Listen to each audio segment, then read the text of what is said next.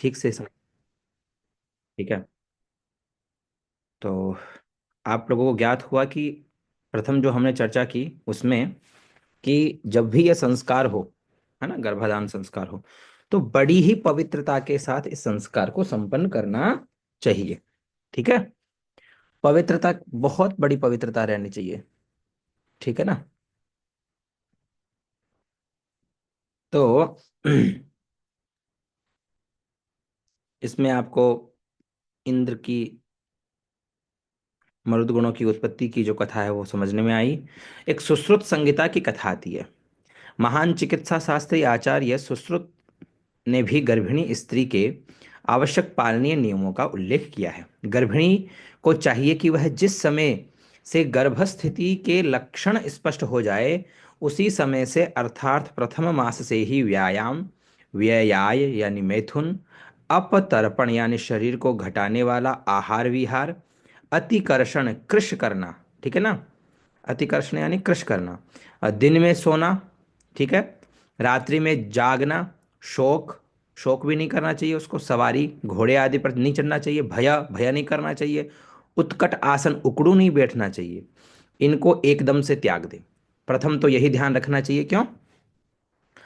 क्योंकि अगर ऐसी स्थिति आए ना कि भाई हाँ अब ये गर्भावस्था में है, तो तुरंत से ये इन सब चीजों का त्याग कर देना चाहिए। प्रथम मास में ही व्यायाम, मैथुन, अपतर्पण, है ना, शरीर को घटाना बढ़ाना, कोई व्यायाम आदि करते हो तो ये सब चीजें जो है ना, ये सब चीजें बंद कर देनी चाहिए। ठीक है ना। अब उसे असमय में स्नेहादि क्रिया, रक्त मोक्षण तथा मलमूत्र आदि वेगों को नहीं रोकना चाहिए। ठीक है ना। तदा प्रभृति व्यया व्यवायम व्याया मतितर्पण मतिकर्षणम दिवा स्वप्नम रात्रि जागरणम शोकम यानारोहणम भयमुत्कुटुकासनम चैकांततः स्नेहादिक्रियां शोणितमोक्षणं च काले वेगविधारणं च न सेवेत।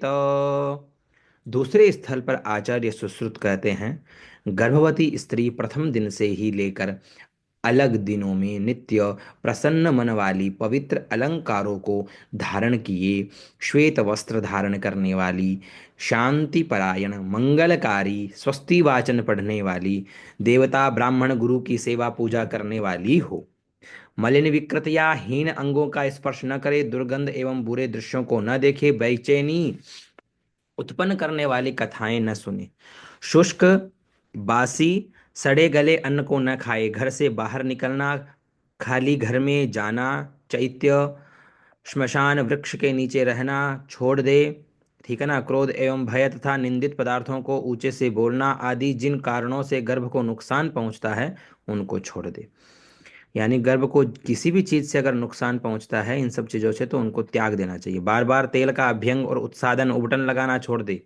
शरीर से मेहनत न करे, ज्यादा मेहनत नहीं करनी चाहिए उनको। और गर्भाव का क्रांतिकर, गर्भ को नष्ट करने वाले अपथ्यों को छोड़ दे। शैया आसन कोमल बिछे हुए, शैया आसन कोमल बिछे हुए बहुत ऊंचे नहीं होने चाहिए, इनमें सहारा आश्रय रहना चाहिए, ये पीड़ा कारक न हो। मन के लिए प्रिय द्रव, मधुर रस की अधिकता, स्निग्ध अग्निवर्धन दीपनीय द्रव्यों से संस्कृत भोजन को खाए। ठीक है ना। यानी अच्छा भोजन ही खाए। प्रसूति होने तक के लिए ये साधारण नियम है। ठीक है। अब चरक संहिता में क्या कहा गया है वो भी सुनिए। चरक संहिता में कहा है, आचार्य चरक ने कहा है कि गर्भावस्था में गर्भिणी के लिए जो नियम बताए हैं, उनका पालन न करने पर वे गर्भोपघातक यानी गर्भ को विकृत एवं नष्ट करने वाले हो जाते हैं। अतः गर्भिणी की चर्या के संबंध में वे कहते हैं आचार्य चरक, ठीक है ना, बहुत बड़े आचार्य हैं ये, सभी प्रकार से अति गुरु, अति उष्ण, अति तीक्ष्ण आहारों का सेवन, दारुण कठिन चेष्टाएं गर्भिणी के लिए निषिद्ध है। गर्भिणी को चाहिए कि वह रक्त वस्त्रों को धारण न करे, यह भी ध्यान रखना चाहिए। मदकारक अन्न पान का सेवन न करे। ठीक है।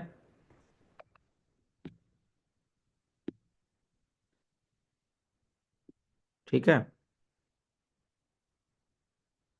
मदकारक अन्नपान का सेवन न करे, सवारी पर न चढ़े, मांस न खाए, सभी इंद्रियों के लिए जो वस्तु हानिकारक हो उनसे दूर रहे, और भी इससे अतिरिक्त जिस किसी वस्तु को त्यागने के लिए वृद्ध एवं अनुभवी स्त्रियां कहे उसका भी त्याग कर दे।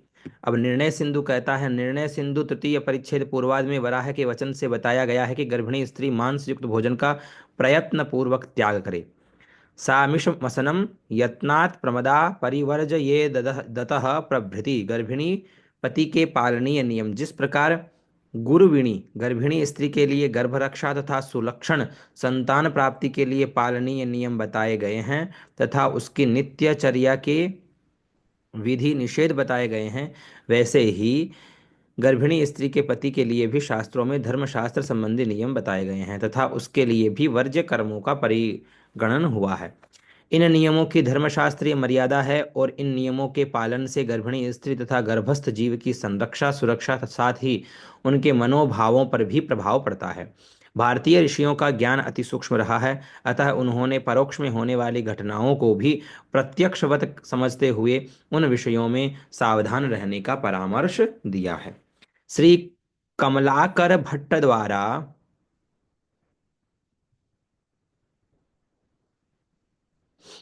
कमलाकर भट्ट द्वारा प्रणीत निर्णय सिंधु धर्मशास्त्रीय विषयों का संग्रह करने वाला एक महत्वपूर्ण निबंध ग्रंथ है।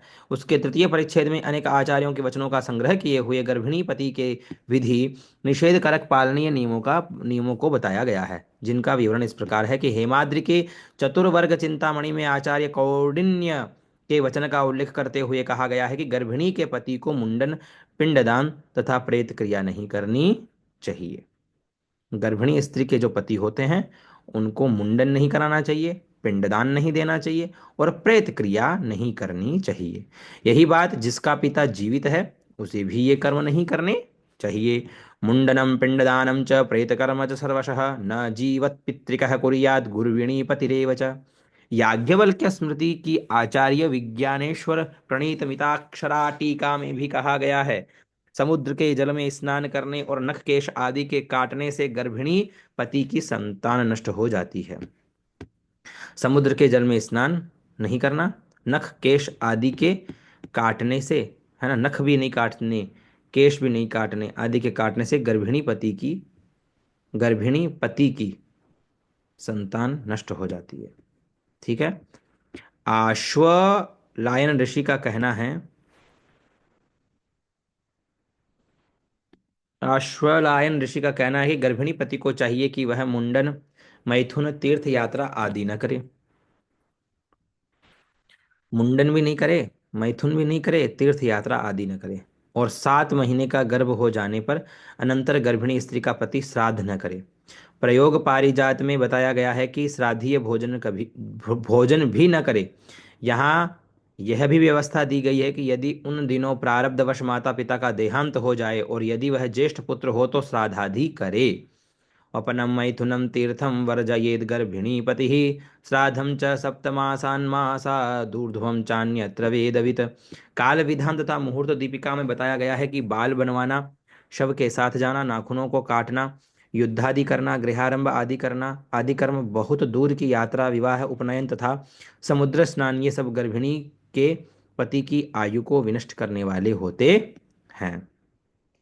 रत्न संग्रह नामक ग्रंथ में गावल ऋषि ने बताया है कि जिसकी स्त्री गर्भवती हो उसका पति दाह, मुंडन, चूड़ाकरण, पर्वतारोहण और नौका पर चढ़ना आदि कर्म न करे। ठीक है। 9 महीने के लिए गर्भिणी की अभिलाषा को भी दोहद करते हैं। ऐसी गर्भिणी स्त्री जो अन्नपान आदि विशेष द्रव्यों की अभिलाषा करती है दोहदवती कहलाती है। गर्भ के 4 मास के हो जाने पर गर्भ इंद्रिय के विषयों में चाह इच्छा करने लगता है, अतः स्त्री को 2 हृदय वाली होने से 2 रिधिनी कहते हैं। 2 रिद्ध की इच्छा का प्रतिघात होने से संतान विकृत होती है, इसलिए गर्भिणी जिस जिस वस्तु की इच्छा करे वह उसको देनी चाहिए। गर्भवती की इच्छा पूर्ण होने से संतान वीर्यशाली और चिरायु होती है। गर्भवती स्त्री की इच्छा के पूर्ण होने पर गुणशाली पुत्र होता है। गर्भवती स्त्री जिस जिस प्रकार की कामना करती है वह उन्हीं पदार्थों के समान शरीर आचार और स्वभाव वाली संतान को उत्पन्न करती है। पूर्व जन्म के कर्मों के कारण ही बालक का अगला शरीर बनता है। इसी प्रकार दैवयोग कर्मों के कारण से ही हृदय में दोहद इच्छा उत्पन्न होती है। गर्भ के शरीर में जिस समय इंद्रियां अभिव्यक्त होती है उसी समय उस गर्भ के मन में वेदन यानी सुख दुख की प्राप्ति होती है। इसलिए उसी समय गर्भ में स्पंदन क्रिया होती है और अनेक जन्मों के अनुभव किए हुए इंद्रिय विषयों की वह इच्छा करता है और वह इच्छा माता के हृदय से व्यक्त होती है। इसलिए उस काल में उसकी संज्ञा दई हृदय दो हृदय वाली होती है। गर्भ का हृदय माता के हृदय से उत्पन्न होता है और गर्भ पोषण के लिए रसवाही धमनियों के द्वारा माता के हृदय से बालक का हृदय संबंध कर रहता है। इसलिए उन रसवाहिनी धमनियों के द्वारा बालक अपनी इच्छा को माता के हृदय द्वारा प्रकट करता है। इसलिए दो हृदय का अपमान नहीं किया जाता। ऐसा करने से गर्भ का नाश या गर्भ में विकृति उत्पन्न हो जाती है। अतः प्रिय और हितकारी वस्तुओं के द्वारा गर्भिणी की परिचर्या की जाती है। अर्थात जो गर्भिणी के लिए प्रिय होता है और जो उसके लिए हितकारी होता है वह वस्तु उसके आहार विहार में दी जाती है। ठीक है। जिससे गर्भ नष्ट होने का भय हो उस आहार विहार से गर्भिणी को दूर रखे। सा यद्यदिच्छेद तत्त दस्यै दद्यादन्यत्र गर्भोपघात करेभ्यो भावेभ्यः। याज्ञवल्क्य स्मृति में कहा गया है, दौर्हृदस्या प्रदानेन गर्भो दोषमवाप्नुयात् वैरूप्यम मरणम वापि तस्मात् कार्यम प्रियम स्त्रियाः। अर्थात गर्भिणी की अभिलाषा पूरी न करने से गर्भ दोष युक्त हो जाता है, विकारग्रस्त हो जाता है अथवा नष्ट भी हो जाता है। अतः उसकी इच्छा को पूर्ण करना चाहिए। आगे इस प्रकार इस संस्कार की प्रयोग विधि दी जा रही है। गर्भाधान संस्कार का प्रयोग। विवाह के अनंतर रजो दर्शन के बाद चतुर्थ दिन ऋतु स्नान करके स्त्री प्रातःकाल आभूषण आदि से सुसज्जित होकर तथा नवीन वस्त्र धारण कर मौन व्रत धारण पूर्वक पति के साथ सूर्य के सम्मुख हाथ जोड़कर निम्न मंत्र से सूर्यावलोकन तथा नमस्कार करे। ओम आदित्यम गर्भम पयसा समंघि सहस्रस्य प्रतिमां विश्वरूपम परिवृंगि हरसा मा भीमगुस्थाः शतायुखं कृणुहि चीयमानः। नहीं खिलाना।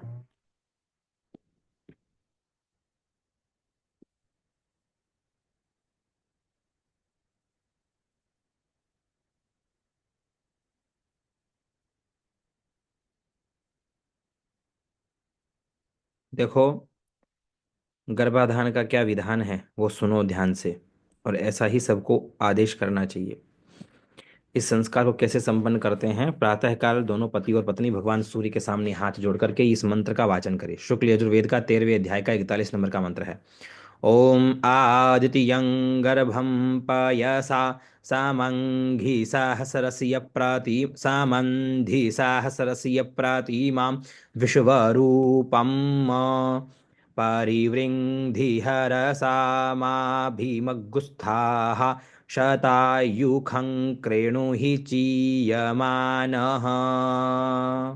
ओम आदित्यं गर्भं पयसा समंधि, है ना, सहस्रस्य प्रतिमां विश्वरूपम परिवृन्धि हरसा माँ भीमगुस्थाः शतायुखं क्रेणुहि चीयमानः।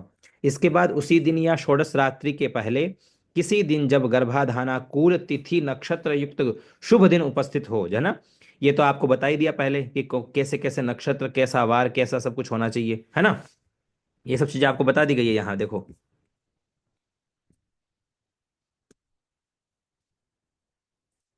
देखो।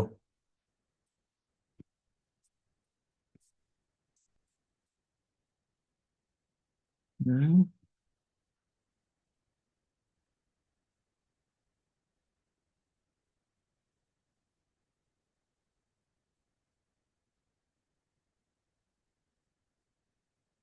ये सब विधान अपन ने पढ़ा था। इन सब का ध्यान रखना है। नक्षत्र तथा लग्न के गंडांत, निधन तारा, जन्म तारा, मूल, भरणी, अश्विनी, रेवती, ग्रहण दिन, व्यतिपात, वैधृति, माता पिता का श्राद्ध दिन, दिन के समय परिग योग के आदि का आधा भाग, उत्पात से दूषित नक्षत्र, जन्म राशि तथा जन्म नक्षत्र से आठवां लग्न, पापयुक्त नक्षत्र या लग्न, भद्रा, षष्ठी, चतुर्दशी, अष्टमी, अमावस्या, पूर्णिमा, संक्रांति, संध्या के दोनों समय, मंगलवार, रविवार और शनिवार, रजो दर्शन से आरंभ करके 4 दिन, ये सब पत्नी गमन में वर्जित है। शेष तिथियां सोमवार, बृहस्पति, शुक्र, बुधवार तीनों उत्तरा, मृगशिरा, हस्त, अनुराधा, रोहिणी, स्वाति, श्रवण, धनिष्ठा और शततारका, ये गर्भाधान के लिए शुभ है। ठीक है ना, ये सब बताया हुआ आपको। अब उसके बाद क्या करना है, देखो, भगवान सूर्य को सबसे पहले हमने प्रणाम किया। इसके बाद उसी दिन षोडश रात्रि के पहले, हाँ उस दिन सूर्यावलोकन करके, जब गर्भाधान का उपयुक्त समय हो ना, इनमें बढ़िया अच्छा नक्षत्र हो, तो उस दिन क्या करना है जी, हमें क्या करना है उस दिन, सूर्य का अवलोकन करना है, भगवान सूर्य को प्रणाम करना, उनसे आशीर्वाद लेना। उसके बाद गणेश अंबिका का पूजन, स्वस्ति पुण्य वाचन, षोडश मातृका वसुर्धारा पूजन, आयुष मंत्र जप तथा सांकल्पिक विधि से नांदी श्राद्ध, मुख श्राद्ध स्त्री के साथ पति करे। देखो यहाँ पर पति और पत्नी दोनों जो है ना, जो अपन पूजा करते हैं ना, वो बड़े चाव बड़े मन से पूजा करें। यहाँ गर्भाधान प्रयोग की विधि दो प्रकार से लिखी जा रही है। एक तो सर्वांग पूर्ण विधि लिखी जा रही है तथा दूसरी आकर्षण पर सरल विधि लिखी जा रही है। अपकर्षण पर, गर्भाधान के समय जो लोग उन उन क्रियाओं के साथ मंत्रों का उच्चारण न कर सके, वे दूसरी सरल विधि के अनुसार अपकर्षण करने का संकल्प करें। इस विधि के अंतर्गत पूजन के अनंतर आचार्य द्वारा मंत्रों का पाठ करा लेने से विधि पूर्ण हो जाती है। गर्भाधान संस्कार के ये कृत्य प्रथम गर्भाधान के पूर्व केवल एक बार करने की आवश्यकता है। अज्ञानतावश यदि प्रथम गर्भाधान के पूर्व ये कृत्य न किए जा सके, तो बाद में द्वितीयादि गर्भाधान के पूर्व भी किया जा सकता है। ठीक है, शास्त्रों में रजो दर्शन शांति कराने का भी विधान दिया गया है। ठीक है ना, विस्तार के कारण उसे यहाँ नहीं दिया जा रहा। जो लोग उसे करना चाहते हैं वे संस्कार दीपक, कर्मकांड प्रदीप आदि ग्रंथों में देख सकते हैं। ठीक है, यदि सरल विधि से करना हो तो निम्न संकल्प को न करके बाद में दिए गए संकल्प के अनुसार कार्य संपादित करना चाहिए।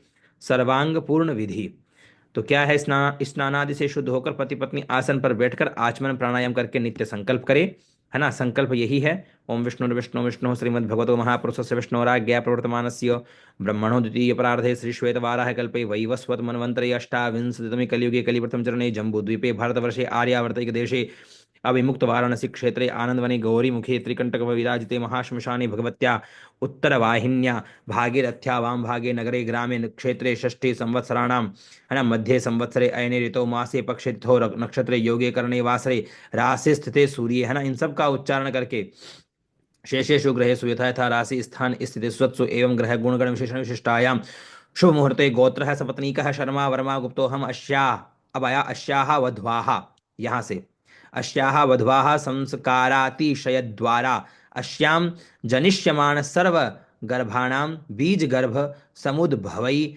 नौनि बरहण द्वारा श्री परमेश्वर प्रीतये गर्भाधान संस्कारम करिष्ये। ठीक है ना, ये ऐसा इतना उच्चारण कर ले। तत्पूर्वांगत्वेन गणेशांबिका पूजनम पुष्पस्ति पुण्याह वाचनम मातृका पूजनम वसुर्धारा पूजनम आयुष्य मंत्र जपम सांकल्पिकेन ना विधिना नांदी श्राद्ध मुखम च करिष्ये। ठीक है, अस्याम अस्याः वधवाः संस्कारातिशयद्वारा अश्याम जनिष्यमाण सर्वगर्भाणां बीज गर्भ समुद्भवै नोनि बरहण द्वारा श्री परमेश्वर प्रीतये गर्भाधान संस्कारम करिष्ये। ठीक है, तो गणेश पूजादि जो कर्म है वो सब कर ले। उसके बाद नाभि स्पर्श का मंत्र, इसके बाद यदि उसी दिन का 16 दिन पूर्व यदि शुभ रात्रि के दूसरे प्रहर में दाहिने हाथ से अपनी स्त्री की नाभि का स्पर्श करते हुए निम्न मंत्र पढ़े, ओम विष्णुर्योनिम कल्पयतु त्वष्टा रूपाणि पिघुषतु आशिंचतु प्रजापतिर्धाता गर्भम दधातु मे। स्त्री को अभिमंत्रित करने की विधि, इसके उपरांत पूर्व अथवा उत्तर को मुख किए हुए पति अपनी पत्नी को निम्न मंत्र से अभिमंत्रित करे, ओम गर्भम देहि सिनीवाली गर्भम देहि प्रथुष्टुके गर्भम ते अश्विनौ देवा वाधत्ताम पुष्करस्रजौ।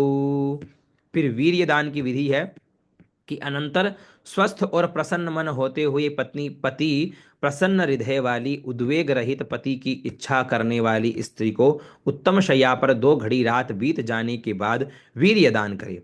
वीर्य दान के लिए निम्नलिखित मंत्र पढ़ने चाहिए। ओम गायत्रे नत्वा छंदसा परिगृह्णामितरैष्टुभे नत्वा छंदसा परिगृह्णामि जागते नत्वा छंदसा परिगृह्णामि सूक्ष्मा चा शिशिवा चा शिशियो ना चा सुखदा चास्यूर्जस्वती चा सीपायसवती च। गायत्री अथवा छंदसा, ठीक है ना। और नहीं तो दूसरा मंत्र ये भी बोल सकते हो। ओम रेतो मूत्रम विजहाति जोनिम प्रविश प्रविशदिन्द्रियम गर्भो जरायुणा व्रेत उल्बञ्जहाति जन्मना रेतेन सतियमिन्द्रियं विपानग्गु शुक्रमन्धस इन्द्रस्येन्द्रियमिदं पयो मृतं मधु।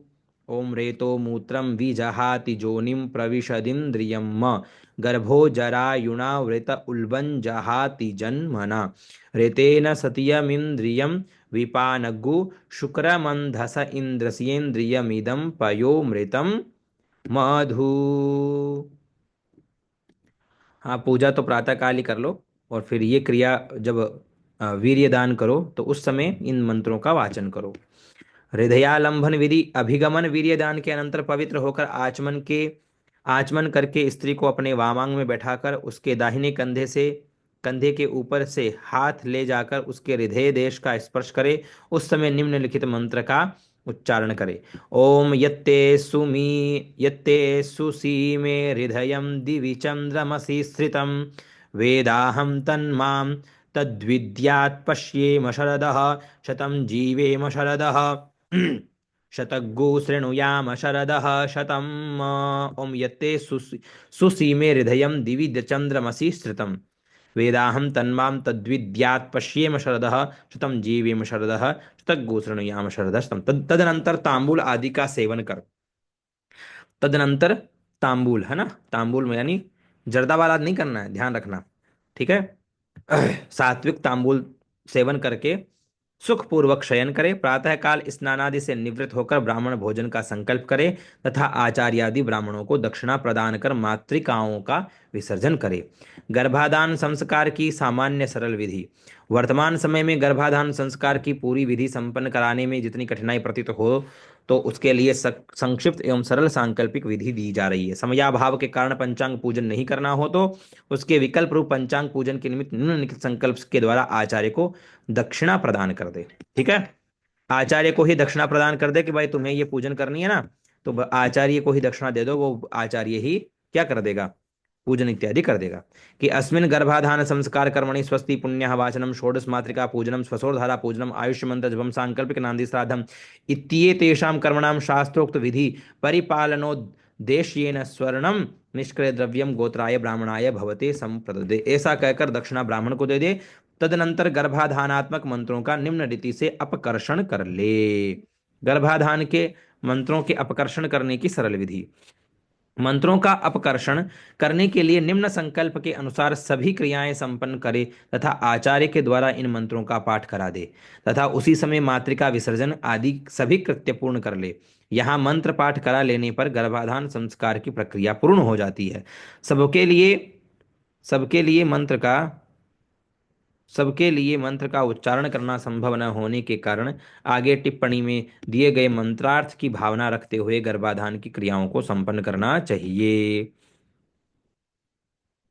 गर्भा पाठा संभवात संप्रति अपकृष्य गर्भाधानाख्य संस्कार संबंधी मंत्राणां पाठं ब्राह्मण द्वारा कारयित्वा गर्भाधानाख्य संस्कारम करिष्य। तदनंतर आचार्य निम्न मंत्रों का पाठ करें। नाभिस्पर्श का मंत्र है ओम विष्णुर्योनिम कल्पयतु त्वष्टा रूपाणि पिग्गुषतु आसिंचतु प्रजापतिर्धाता गर्भम दधातु मे। अभिमंत्रण मंत्र। और ओम गर्भम देहि प्रतुष्टुके गर्भम ते अश्विनौ देवा वाधत्तां पुष्करस्रजौ, वही मंत्र है, ठीक है ना। वीर्यदान के वही गायत्रेण मंत्र और रेतो मूत्रम, इन मंत्रों से अब इनका भाव भी है यहाँ पर, ठीक है ना। कि जैसे गायत्री नत्वा मंत्र में तुम्हें गायत्री त्रिष्टुप तथा जगति छंद के द्वारा ग्रहण करता हूँ। हे वेद भूमि, तुम शोभना हो, तुम शांत हो, तुम सुख स्वरूपा हो, तुम आनंद से बैठने योग्य हो, तुम अन्न वाली हो और तुम जल वाली हो। मनुष्य की जननेन्द्रिय योनि में प्रविष्ट होकर उसके उसमें वीर्य का आधान करती है, परंतु वही अन्यत्र मूत्र का परित्याग करती है। इसी प्रकार जरायु से लिपटा गर्भ जन्म होने पर झिल्ली को छोड़ देता है। इस सत्य नियम से यही सत्य निकलता है कि उचित का साथ उचित का त्याग या स्वीकार करता है। अतः शुद्ध करके पिया गया सोम इंद्रियों के बल को देने वाला होता है। यह दूध भी इंद्र के लिए मधुर अमृत स्वरूप हो। हे सुंदर सीमंत वाली देवी में, अच्छा ये तो यहाँ आ गया। फिर हृदयालंबन का मंत्र, जैसे वो वहां हृदयालंबन किया वैसे यहाँ पर करना है, यानी हृदय का स्पर्श करना है। ओम यत्ते सुसीमे हृदयं दिवि चंद्रमसि श्रितं वेदाहं तन्मां तद्विद्यात् पश्येम शरदः शतं जीवेम शरदः शतग्गो शृणुयाम शरदः शतं गर्भाधान में विशेष क्या रखना है? यदि कदाचित वह स्त्री गर्भ धारण न करे तो उसका पति पुष्य नक्षत्र के दिन उपवास रहकर श्वेत पुष्प वाली कंटकारिका, भटकटैया या कटेरी अथवा शिफा की जड़ को उखाड़ लाए और उसको जल के साथ पीसकर उसका रस स्त्री के दाहिनी नासिका से सुंघाए तथा कुछ बिंदु नासिका में छोड़े। उस समय निम्न मंत्र का पाठ करना चाहिए। ओम इयमौषधी त्रायमाणा सह माना सरस्वती अस्या अहम बृहत्याः पुत्रः पितुरिव नाम जग्रभम। हे सुंदर,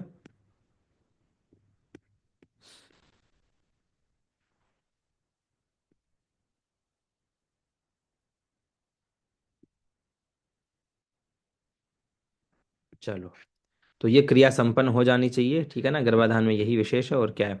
फिर आ गया पुंसवन संस्कार, है ना। पुंसवन संस्कार का अनंतर जो पहला संस्कार होता है उसका नाम है पुंसवन, ठीक है।